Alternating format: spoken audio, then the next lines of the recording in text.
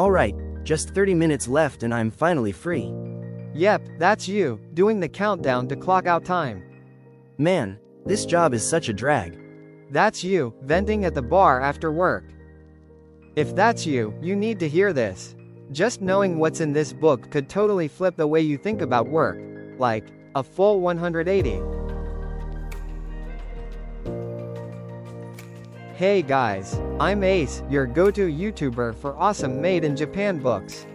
Today, we're diving into How to Work by Kazuo Inamori. So, what's your ideal way of working? For me, it'd be zero stress, clocking out right on time, and not thinking about work the second I leave the office. That sounds perfect to me. What about you guys? Thing is, Inamori's idea of work style seems completely different from mine. Let's dive in and think this through together. By the way, in my last video I talked about another book by Inamori, called Ikikata, Living Way. If you're curious, go check it out, the link's down in the description. So first, who exactly is Kazuo Inamori? He discovered fine ceramics and went on to found Kyocera. Later, he even co-founded KDDI, so yeah, he's a huge name in Japan's business world. But here's the thing. His way of thinking is pretty different from the big-name CEOs you might know in your own country. In fact, I'd say it's very Japanese in style. So what does Inamori really mean by how to work? Let's break it down and get the key ideas in just a short time. Alright then, let's get into it. The first idea from Inamori's way of working that really caught my eye is this. Take action to actually start liking your work. These days, we see tons of YouTube videos with titles like, How to Make $1 Million in Just 1 Year, or Double Your Income by Doing This One Thing. At the core of those videos is this idea: the less time you work, the more money you should make. But Inamori challenges that whole modern mindset about work. He says that working hard isn't just about the job, it actually trains our hearts and builds our character. Inamori even puts it this way: work is like the cure for all ills. The benefit of work isn't just the paycheck. Even when things don't go smoothly, sticking with it, pouring your passion into something like product development, trying, failing, and trying again, helps you grow as a person. Inamori reminds us that beyond money, work has this incredible power to shape our character. That's why Inamori found joy even in the smallest wins. He got excited, felt deeply moved, even hugged the products he created as he slept.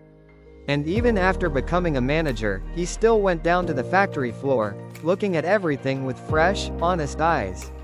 By repeating that cycle, he actually learned to love his work. A vocation is not something you encounter, but something you create. This phrase seems to encapsulate Mr. Inamori's philosophy. Instead of chasing after a job you already love, his belief is that you should learn to love the work that has been given to you.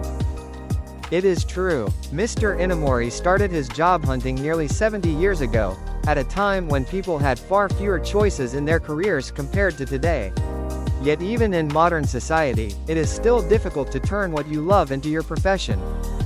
Perhaps only about 20% of people are actually doing the kind of work they love.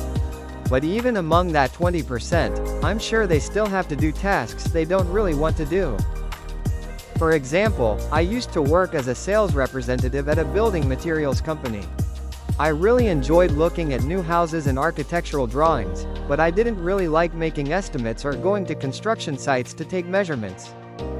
Even professional athletes have training sessions they don't enjoy, and Hollywood actors also have to deal with tough things, like being chased around by paparazzi. That's exactly why you should make an effort to love the job you've crossed paths with.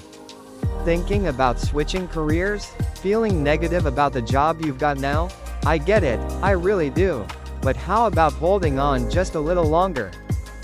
Have you tried taking steps to actually enjoy the job you have now?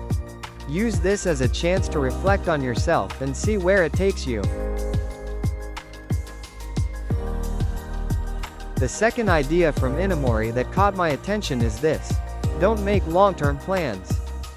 Surprising, right? We often imagine successful business leaders planning for 10 or 20 years into the future. What Inamori says, talks about looking far ahead usually end up being lies. Of course, he would tell his employees things like, "We aim to be the best company in this region," or, "We want to be a company that represents Kyoto." But he never made detailed long-term business plans. Plans like, "We'll hit this revenue in 5 years, hire this many people, invest this much in equipment," almost always get disrupted by unexpected changes and events beyond anyone's prediction. As a result, plans often have to be changed, and sometimes they're abandoned altogether.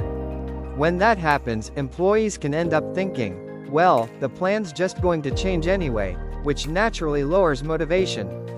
Also, the higher the goal, the more overwhelming the effort needed to reach it becomes. That's not very realistic, and along the way, people can get discouraged and develop a bad habit of compromising, thinking, well, I haven't reached the goal, but this is good enough. In other words, goals that are too far out often end up leading to failure. At Kyocera, the company Inamori managed, they made it a point to only create business plans for 1 year at a time. They would break that year down into 12 months, and even into daily goals, making sure each step could be achieved. Repeating these small steps consistently is the most reliable way to eventually reach big, ambitious goals. And you know, this really applies if you think about your own experience too, doesn't it? Nowadays, a lot of Japanese people, myself included, are studying English or Korean. But many give up halfway. Motivation fades, or they tell themselves, well, I've done enough for now. Even if someone sets a plan to be able to speak naturally with native speakers in 5 years, only a very small number will actually achieve it. Instead, by setting goals in shorter spans, it becomes much easier to stay on track. If you have a goal you're working on right now, why not try breaking it down into smaller steps?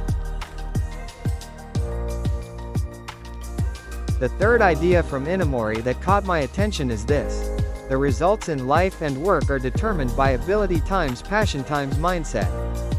Let's break it down, one by one. First, ability. This includes intelligence, physical skills, and even health. These are things we're born with or inherit from our parents, so they aren't really under our control.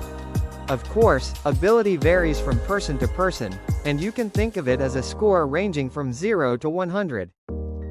Next, passion is similar in meaning to effort. It refers to the passion one has for life or work. There are individual differences in passion, ranging from 0 to 100. However, unlike ability, passion can be changed through one's own will. Finally, way of thinking refers, as the name suggests, to the way one thinks about things. Unlike ability or passion, a way of thinking can range from -100 to +100. Inamori says that thinking that envies others or denies a proper way of living is considered a negative way of thinking. In other words, no matter how high one's ability or passion is, if the way of thinking is negative, the overall product will become negative.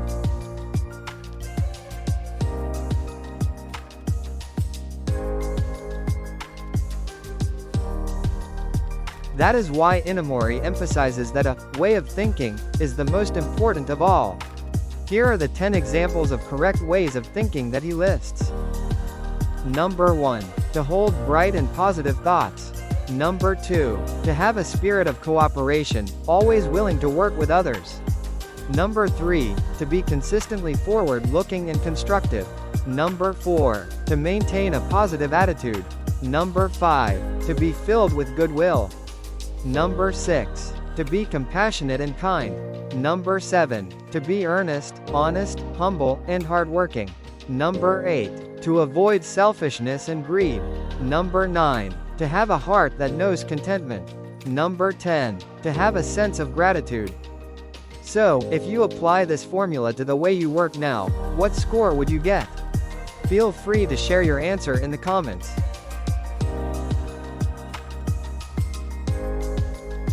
So, what do you think? I'm not saying that making easy money is a bad thing. But honestly, it's pretty unrealistic, right? What I felt from reading this book is that life becomes richer when we gain experiences we've never had before, celebrate achieving our goals, and grow as a person through our work. I know it won't be easy, but I want to start by taking small steps and making the most of each day. Whether our current job feels like a calling or not, it's really up to us. So let's face our work together and keep moving forward. On this channel, I'll be introducing Japanese books in a simple and easy to understand way. Japanese books are full of hints and ideas that can transform your life. Say goodbye to the same old, ordinary days, starting today. This channel will bring more color and inspiration to your everyday life. I'll be uploading videos as quickly as I can for you, so make sure to hit that subscribe button. You've got this. Catch you later.